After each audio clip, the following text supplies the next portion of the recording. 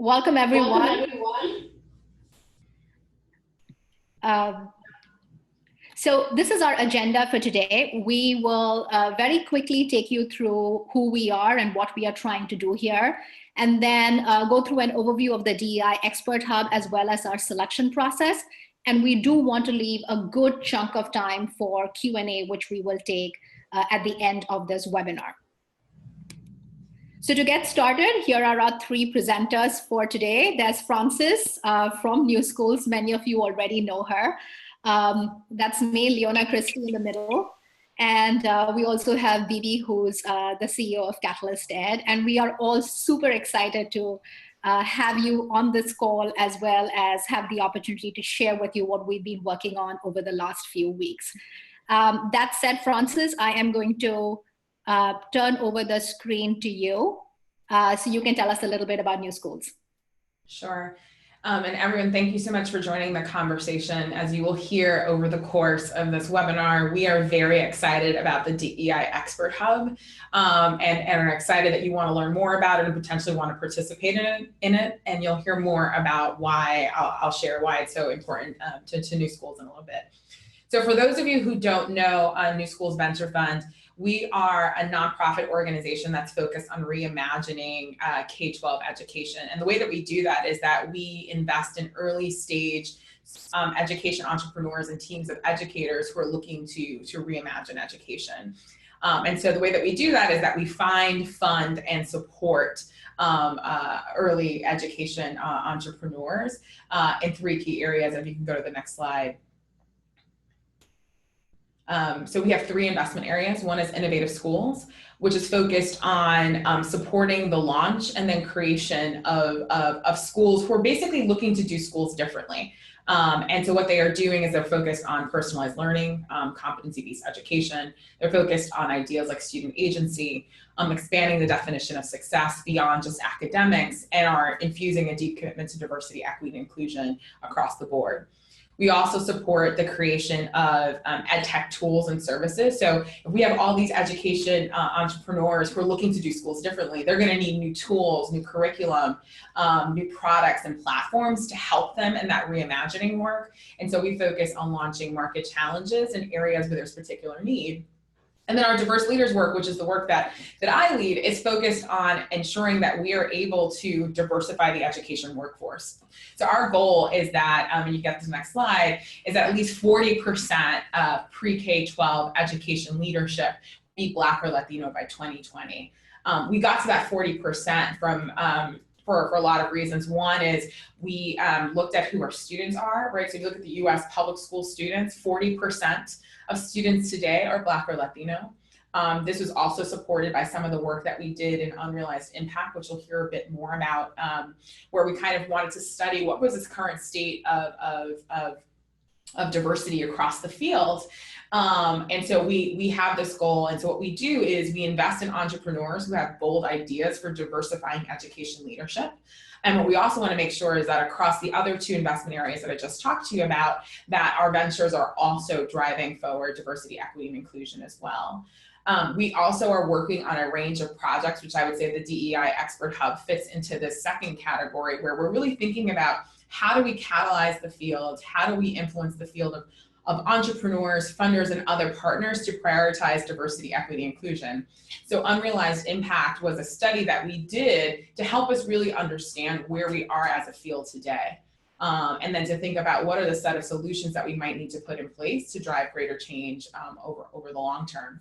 And lastly, we want to make sure that at Newschools, we are set up to actually deliver on the goals that I've just talked about. And so we are actively getting training ourselves and thinking about infusing a commitment to DEI across all the work that we do in our organization. Fantastic. Thanks so much, Frances, both for sharing that, as well as for the amazing work that you and your team have been doing in terms of pushing the conversation forward in the field.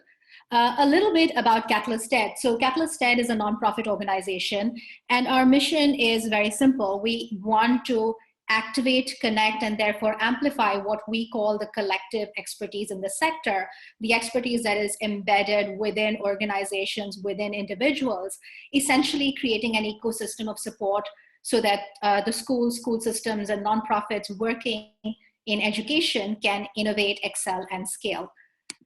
The challenges that we saw in the sector about 2 years ago when Catalyst Ed was launched are kind of outlined here. In terms of education leaders, we saw many of these leaders wanting to take on big challenges, wanting to transform their organizations as well as the field and deliver excellent and equitable education to their kids, but often finding it very difficult to access the expertise they needed in order to do this. The market for expert providers is very, very fragmented and dispersed, and there's very little information to help a leader who wants to get help identify the right person, the right team.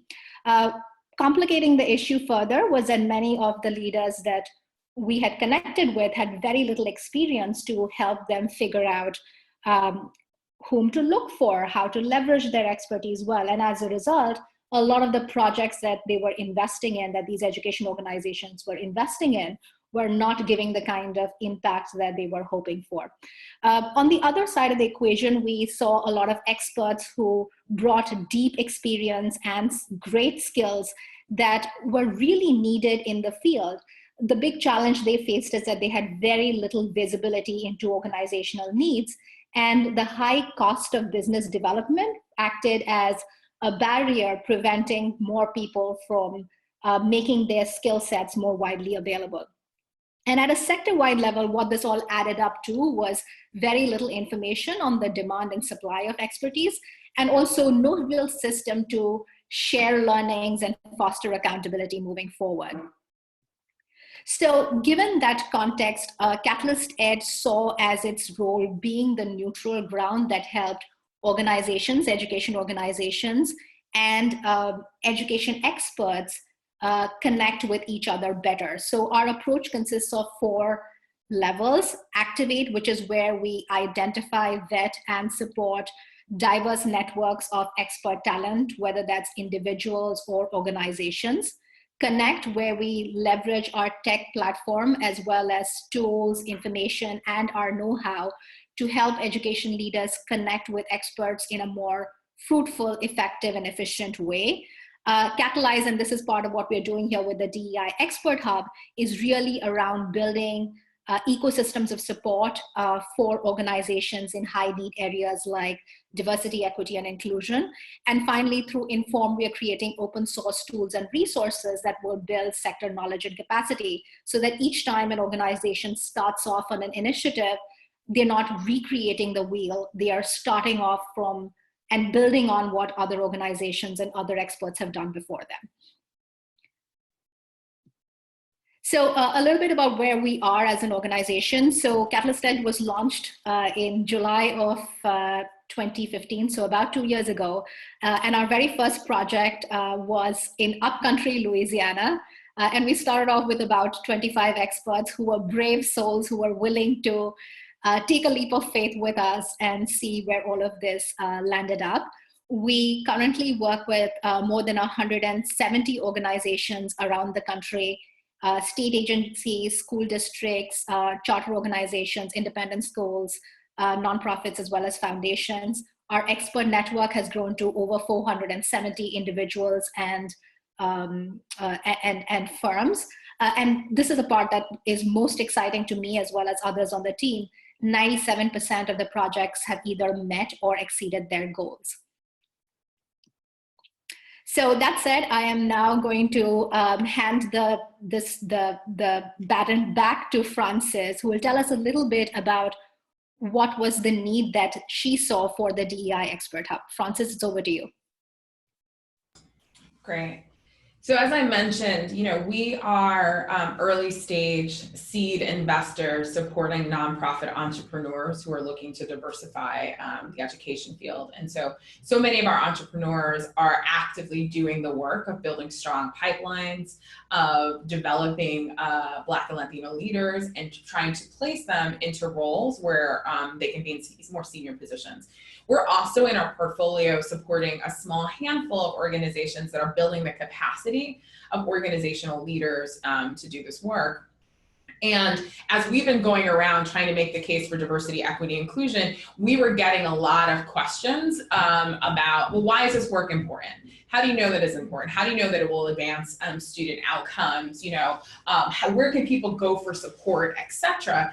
And so as we've been making the case for diversity, equity, and inclusion, and as more education organizations are starting to take this priority on, you know, was really excited through Unrealized Impact, how we now have 210 education organizations who now have deeper data. A lot of folks have been coming to us and saying, hey, you all are focused on this. You're investing in a set of entrepreneurs that are deeply committed to this issue. I want to take this priority on, but I don't know what to do. I don't know where to start. I don't know who to call. I'm not sure that we have the capability or the insights internally to be able to lead this work. Who would you recommend to Newschools that we talk to? And so, you know, while I love getting these calls and I love having these conversations, we were also feeling pretty limited in our ability to provide strong recommendations. One, you know, in our seat, given the networks that we have access to some capability providers, some folks who are advancing this work, but we certainly don't know everyone.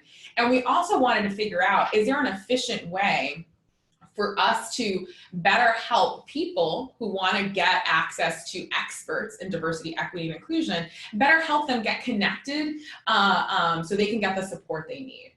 So if we can go to the next slide, at that point we said, wouldn't it be great if we launched something called, you know, the DEI Expert Hub, which is an online platform that could help education leaders to then find the supports they need from experts who actually have the technical background and understanding of how to truly advance diversity, equity, and inclusion, while also bringing more, for lack of a better word, like more knowledge about the range of experts that exist in the field today.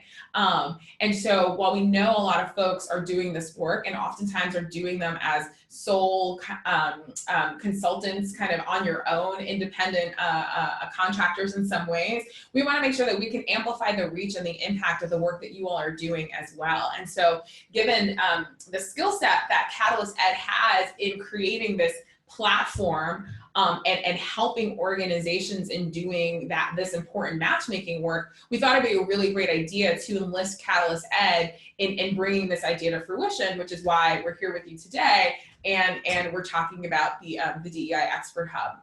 And so we knew that, you know, at Newschools, we have one lens in terms of what the challenges are that education organizations face when they are thinking about taking on this work. So we thought it was really important to supplement our perspective with education leaders who are doing this work every single day, who are actively facing barriers and are dealing with the struggles, and who are also actively looking for supports. And so we brought together this advisory group, which you see here, which is a range of leaders who are either working directly in diversity, equity, and inclusion, or who are actively working on and integrating this priority within their organizations. So they can help us to shape out, like, how should we think about creating this platform? What would a great, you know, kind of platform look like? And so we were really excited by the folks who were able to engage in helping us to build out this hub. So over to you, Leona, to keep talking a little bit more about the vision. Absolutely. No, we're happy to have you do that. Great. So let me tell you a little bit about what we see as the components of the DEI Expert Hub. And just so you know, our launch date for the Expert Hub for the platform is March 2018. So a lot of the work that we are doing right now is leading up to that launch date. So the key components of the Expert Hub, the way we see it, is first of all, the network of TA providers, which is all of you. A big part of the success of this initiative is going to depend on the caliber of the providers themselves.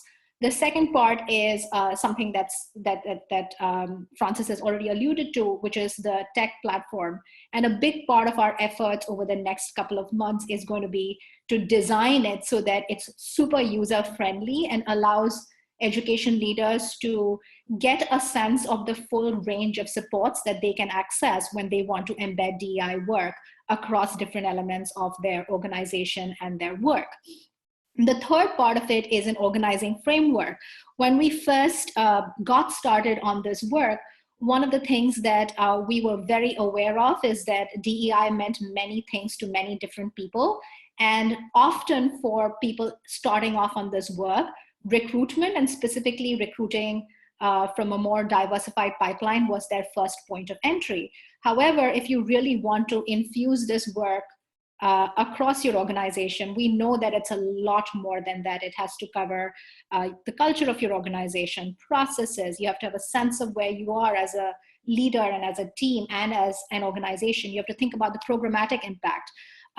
So the organizing framework essentially creates a common language and a common way of thinking about what the supports that organizations need might be, and equally what kind of supports are TA providers, technical assistance providers able to provide. The fourth element is information and feedback. A big part of the Expert Hub's role is going to be to help people make good choices about whom to work with. And finally, one of the things that we're super excited about is the opportunity for knowledge sharing, both within the TA provider community, the expert community, as well as for leaders to learn from past work that has happened. And we definitely have some ideas on how we're going to be doing that. So moving on to some of the brass tacks of how the project matching is going to work.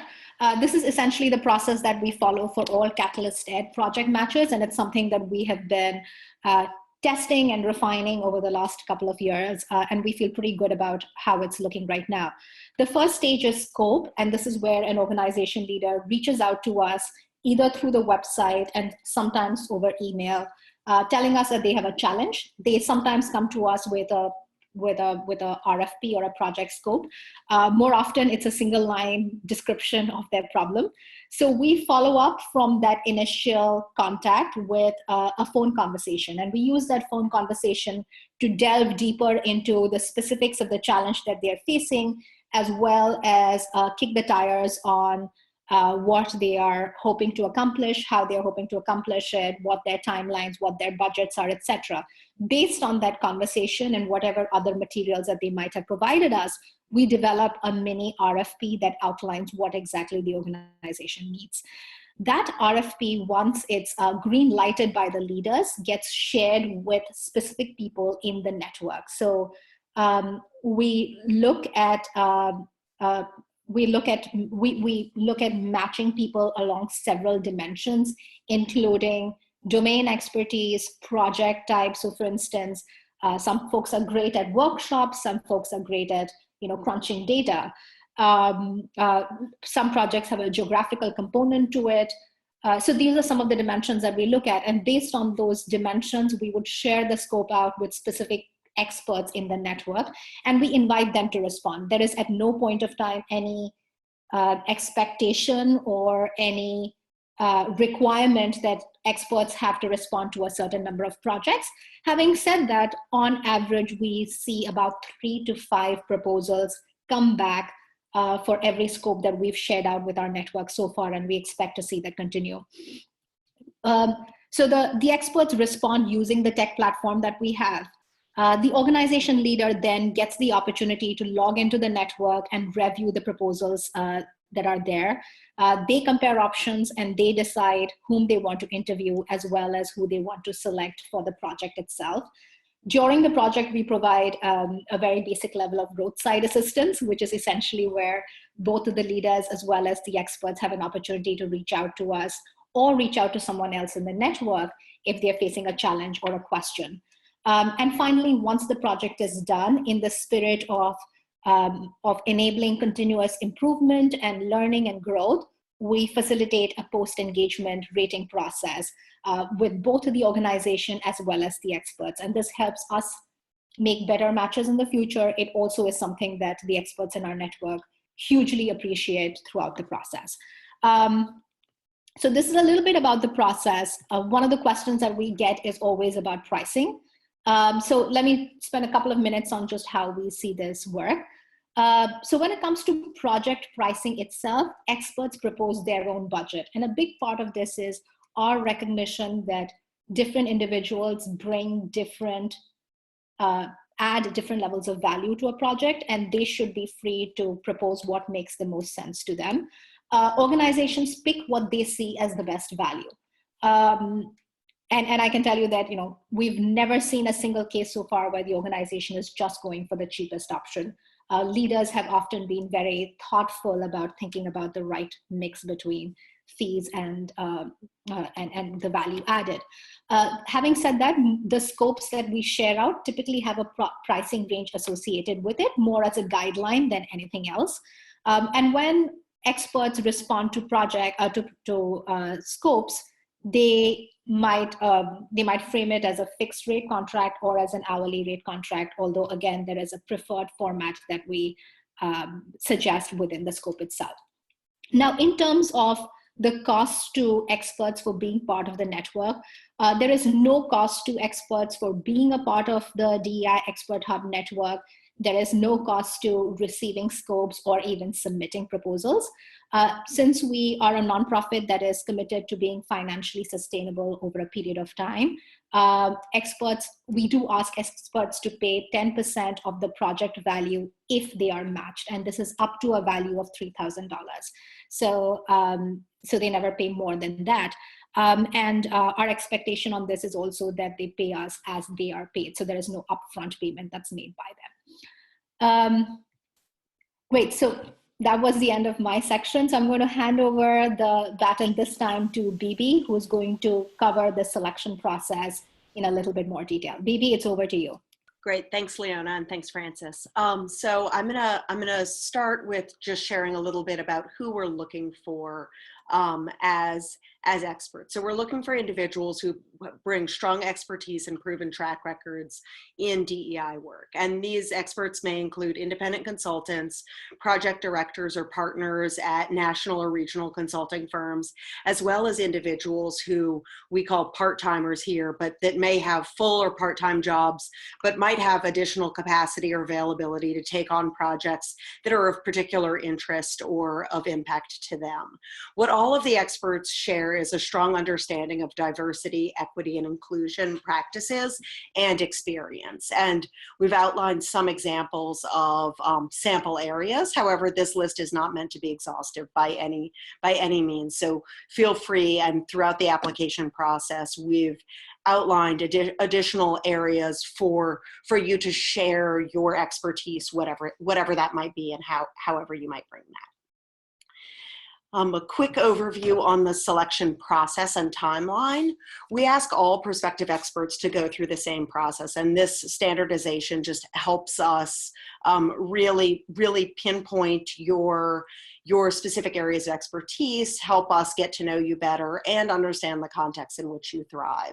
All of this is so that we can help make more informed connections between experts and organizations. And it's based off of the work that we've done through Catalyst Ed over the past few years. There are 3 parts to the process: the online application, the online application, interviews, and references. And we will notify all applicants by December 22nd to schedule interviews and complete the reference requests which will happen in January. And then we'll communicate those decisions in early February.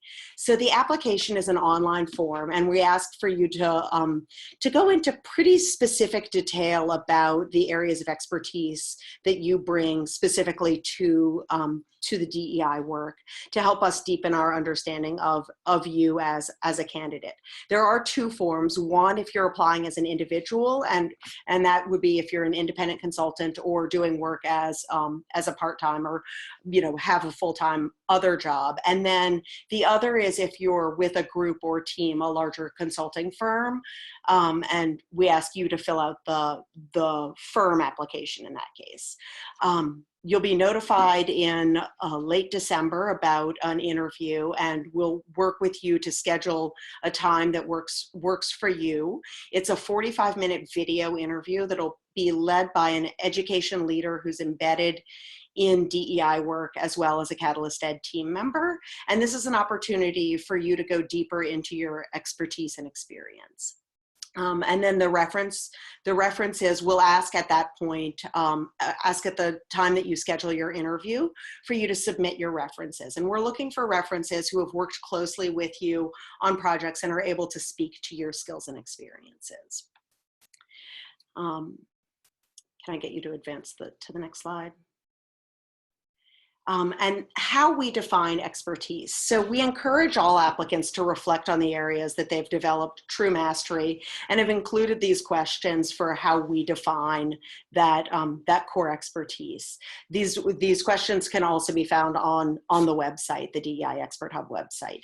And as a general rule of thumb, if you answer yes to most of these questions, it indicates that you are that's an area of core expertise. And if you've answered yes to some of the questions, we kind of classify that as an area of emerging expertise, both of which are fine, and we're interested in learning more about both, but we do hope that you'll differentiate between those during the application and interview process, just because it helps us really, again, to kind of pinpoint your expertise and get to know you better. And now I'll turn it back over to Leona and to Frances, I guess, also for any questions that you all have. Great. So just in terms of quick logistics here, you can use right at the bottom of your screen, you should have a Q&A button. And you can, if you click on that, you should be able to ask any questions to us. You can also use the chat button if you have any, if you have any trouble with finding the Q&A thing.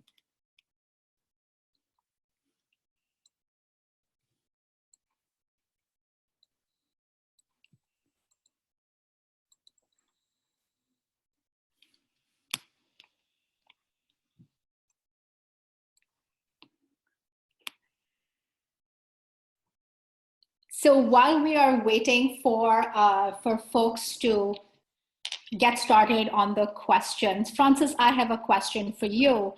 From your perspective, what would be success for this DEI Expert Hub, a year or 2 years down the line? Yeah, happy to answer that. Like, my vision for this, or my hope for this hub, is that this is a go-to portal, for lack of a better word, where when people are thinking about, oh, I want to advance DEI in some sort of significant way within my organization, and then if they feel like they don't know what to do or the best way to get the support to kind of address the need that they have, that they at least start by going to the DEI Expert Hub by saying, if I have this problem and here are some of the barriers I'm encountering, what are some of the questions that I should be asking? How should I be thinking about getting help here? And then what are who are a set of experts who might be able to partner with me on addressing the issue that I have? So I'm hoping that at a minimum, the portal itself becomes a source of information, a source of support where people can go to when they know they have an issue on this topic. And my hope is that over the long term, that people are actively using this to get strong matches made with many of the experts who are on this phone and on this call, and those who aren't, to make sure that they're getting the exact kind of help they need so that they can take action. Like, my broader goal is, I want us to move as a field away from just talking about diversity, equity, inclusion as something we care about, to actually taking action on it. And I think for that to be true, people need to be partnering with experts to get the support they need. Great, thank you for that, Frances. So it looks like we have our first set of questions are rolling in. Ddi, I'm going to share the first question with you if you want to take the first stab there. The question is, what's the process for interviewing within a firm? So I'm guessing this is for firm applicants. Will we interview the person who submitted the application or multiple members within the organization? So we ask that either the project lead serve as the person that submits the application and is the lead on the interview. We're happy to include multiple people within that organization on the interview if you feel like that really rounds out the experience. But if there's one person that can really speak to and own that organization's work, that's the primary person that we want both completing the application and participating in the interview. Great, thank you, Bibi. Our next question is, what would you consider to be the minimum bar of expertise for admittance into the hub? And this person's firm has some emerging expertise, but they're obviously feeling a little bit, they're feeling modest here because they're saying they're still not at the level of being real experts. So Bibi, if you want to take a first stab at this question, and then I'm happy to chime in, and Frances, you might have some thoughts as well. Absolutely. I would say we recognize emerging expertise as well. We really want as many people. I have a feeling anyone that's on this webinar is being a little modest, but also just that we also recognize this as a real growth opportunity for you to push your thinking and expand your thinking in the field. And so even as you might think of it as more emerging, my guess is given the other needs we're seeing in the field, it could be further along on the kind of mastery. So I would encourage everyone to apply and know that that we are looking at other opportunities for kind of growth and development and among the experts in the field as well. Great. So I just wanted to reinforce what Bibi said. We really want all of you to apply. A big part of what we are trying to do here is get a sense of what that ecosystem of providers looks like.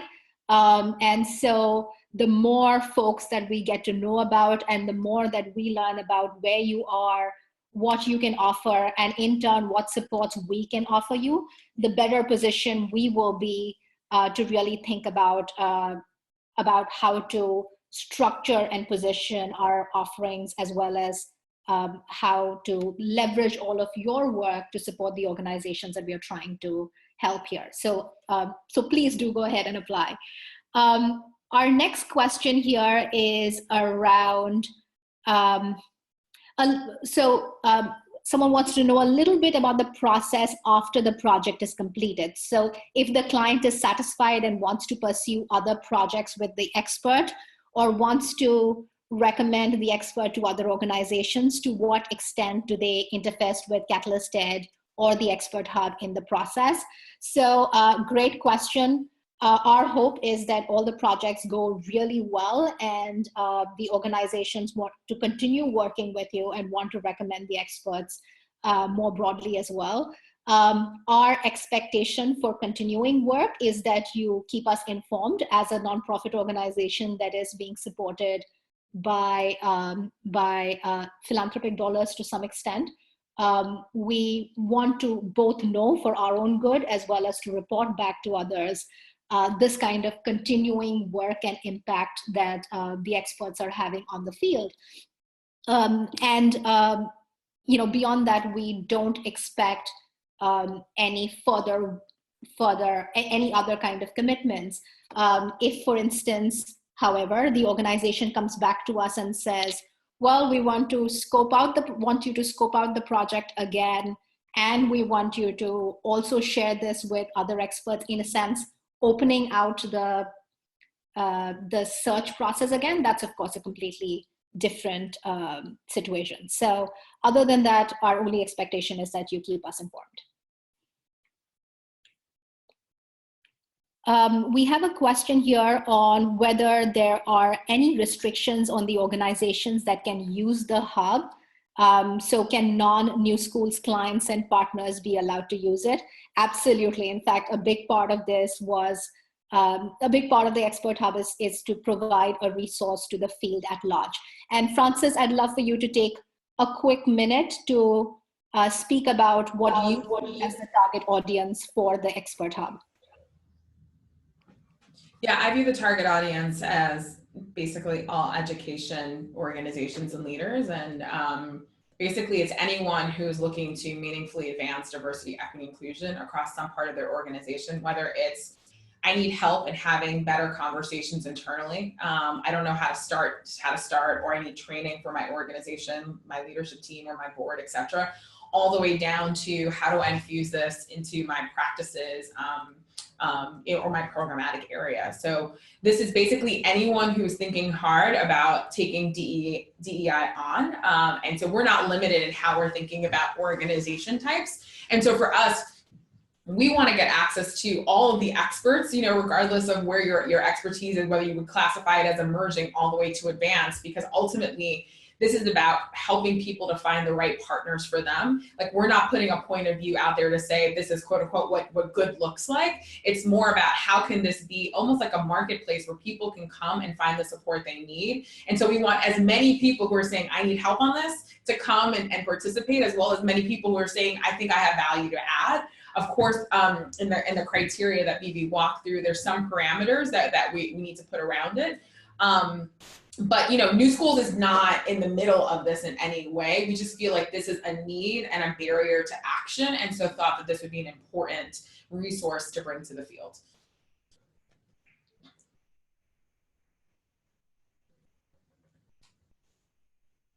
So I wonder, Leona, if you want to go to this question, it's an extremely busy time for most DEI education professionals.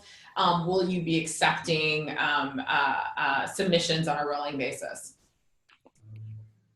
Yes, that would be fantastic, Frances. Thank you for pointing that out. So from the perspective of the process itself, and especially given that the holidays are rolling around, we really would like folks to put in their applications by December 15th. We don't want you to spend too much time on the application itself. So, so we've shared this with a few folks, and the folks that have completed the application said that it took them about half an hour to fill it in. Think of it as the start of a conversation rather than a grant proposal. So put in what you know and what you have to share with us, and we will use that information during the interview process to just get to know you better. Don't overthink it, don't overanalyze it, don't spend too much time on it, but please do get in your materials by December 15th. And if for any really pressing reasons you need a couple of additional days, please email us and we'll see if we can accommodate specific cases. But to the extent possible, we really do want to get everything done by December 15th. All right, great. We have a question here on whether there are opportunities for collaboration between the experts on projects, so whether they're independent consultants and firms.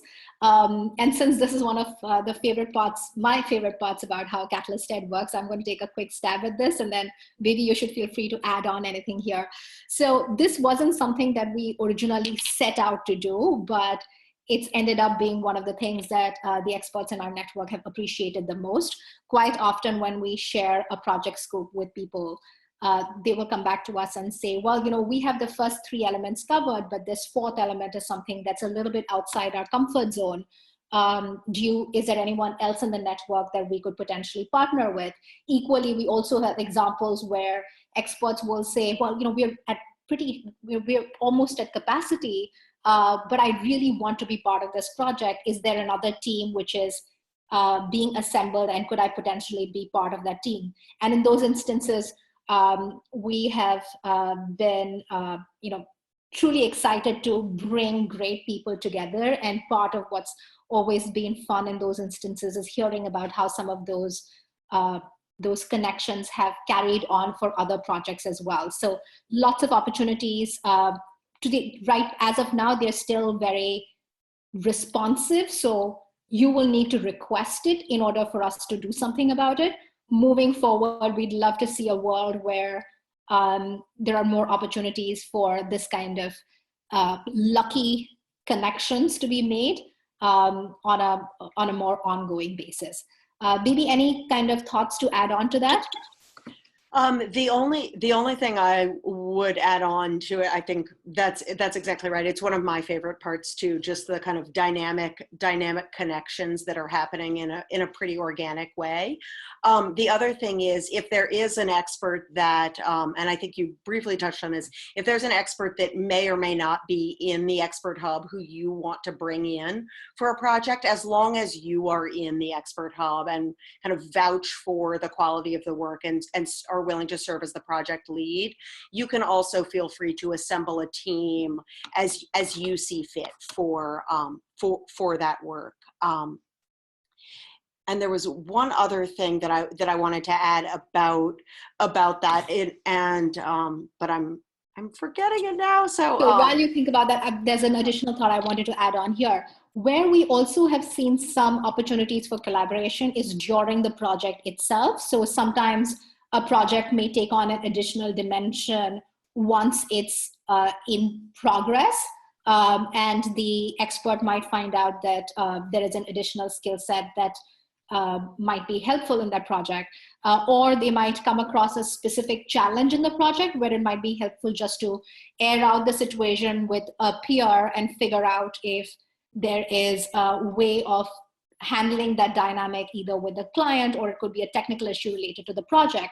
In those situations, again, the Catalyst Ed team is available to answer questions that you might have, and equally, we are happy to also put you in touch with other senior experts who chances are have gone through exactly the same situation and have some very actionable insights to offer you in terms of how to take things forward. So, so those are just some ideas here. We have one more question here on, oh, we have a whole bunch of new questions, sorry. We have a question here on how many experts do you all expect to keep in the hub? Bibi, do you want to take a stab at answering this? Yeah, so I think instead of a set number, what we really want to make sure is that the hub is diverse enough to be able to meet the needs of all of the organizations that are seeking projects. So if there is ever a project where we don't have that expertise in the hub, we'll actively go out to seek that specific expertise as it relates to the work at hand. So rather than kind of pinpoint a set number, it's really about the depth and range of expertise within the network. Absolutely, and just to add to that, we want this to be as diverse and inclusive as possible. In an ideal world, we'll come across a lot of really great DEI experts, and we'll have to think about how to expand our selection process to be able to get to know everyone better.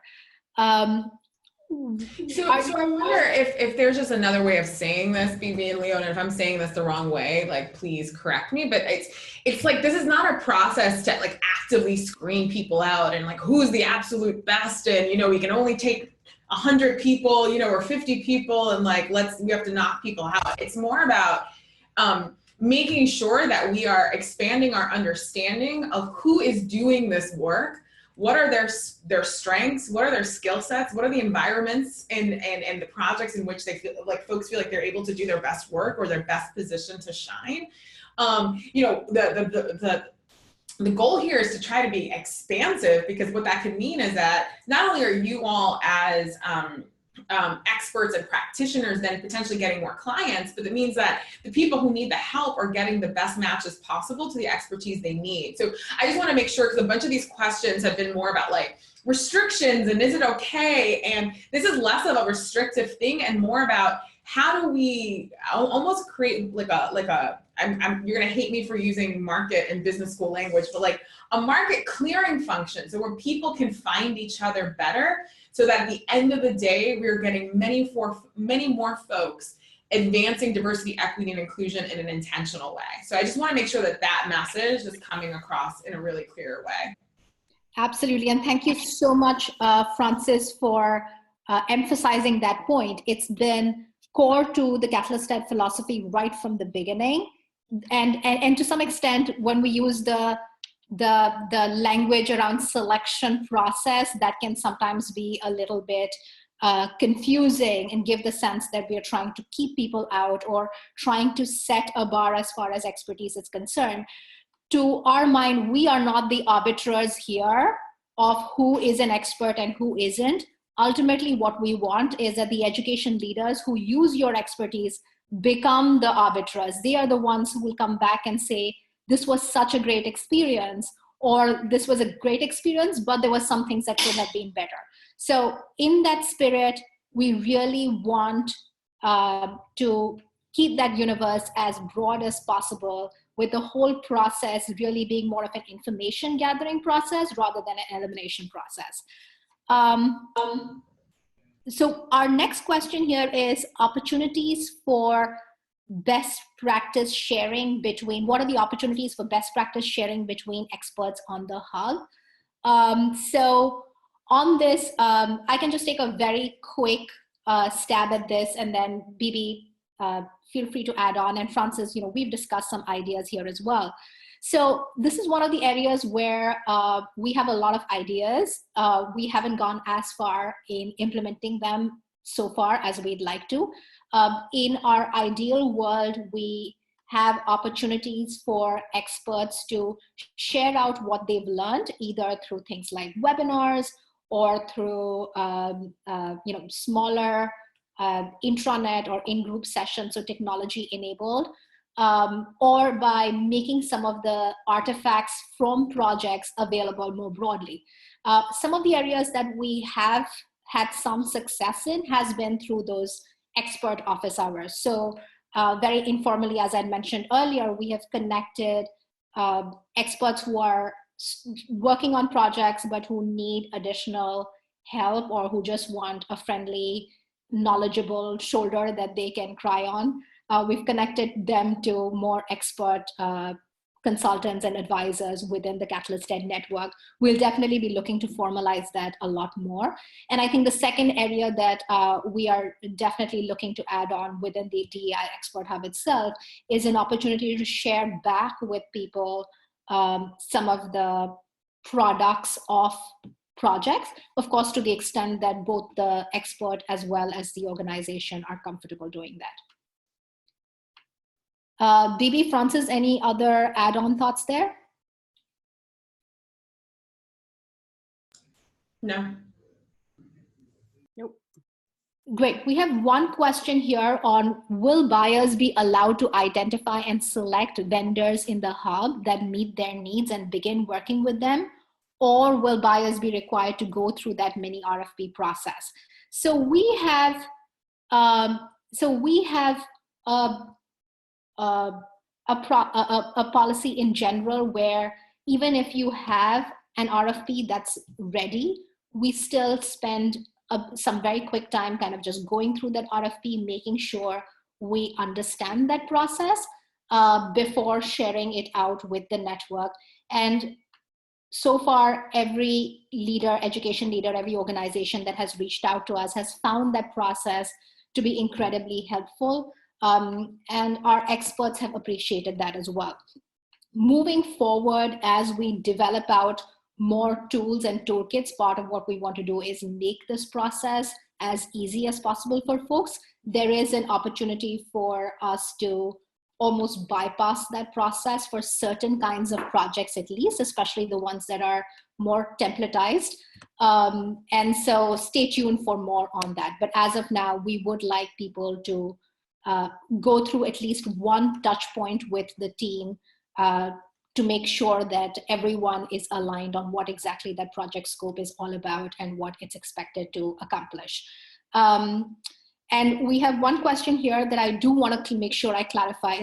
It's about how $3,000 is a lot of money for small independent operators. Can you be a part of the Hub and request not to be matched so that experts do not have to pay the fee? So let me make sure I make this absolutely clear.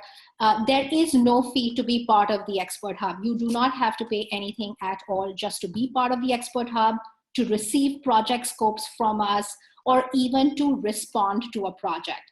If you are matched to a specific project, and let's say it is a $1,000 project, you would pay us 10% of that, which is $100. If it's a $10,000 project, that would work out to be $1,000. only if you are matched to project values of greater than $30,000 will that fee get capped off at $3,000. And again, we expect you to pay this only if and when you get paid. So there is no expectation of upfront payment, and we will not expect you to pay us unless we have added very clearly value to you through the various services and efforts that we provide. So I hope that clarifies that question, but more than happy to spend a few more minutes on this if there are any follow-up questions. Ddi, Frances, any other thoughts on this particular question?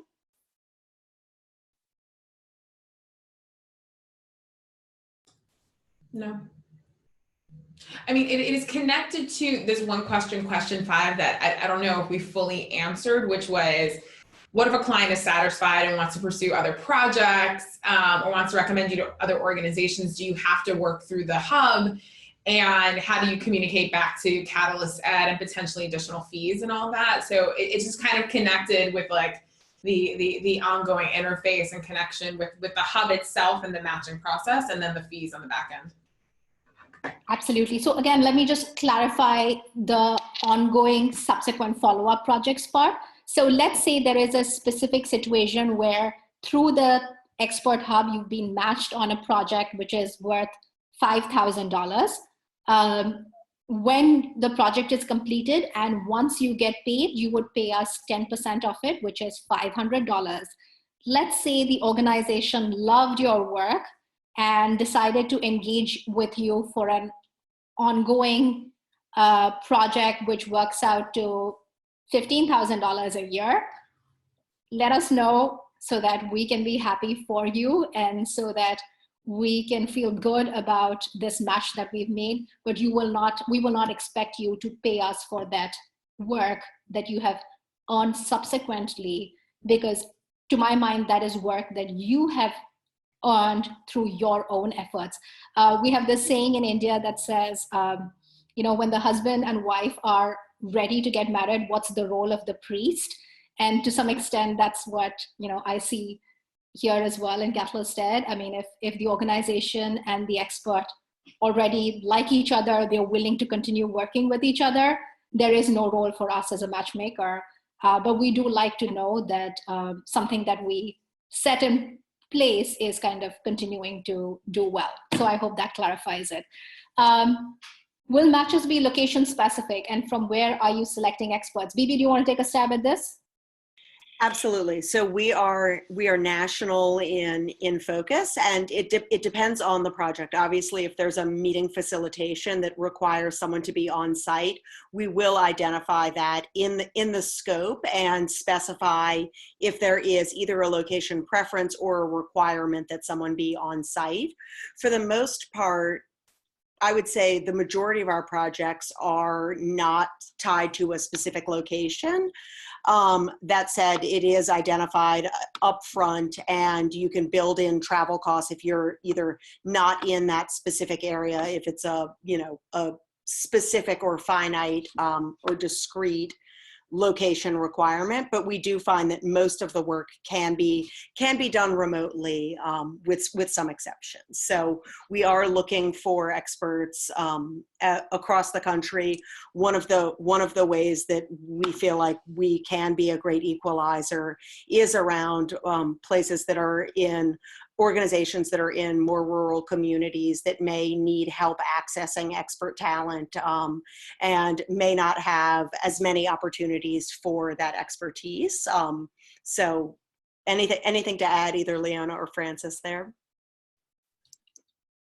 I mean, I think the only thing I would add is that we have seen with the Catalyst Ed projects more broadly that the education leaders have approached this question very thoughtfully, and as they have reviewed proposals, we have heard from them as they grapple with questions of this person brings really great expertise, has done work that's very similar to this project but is in a different city, versus this other person who's available on call, is in my backyard.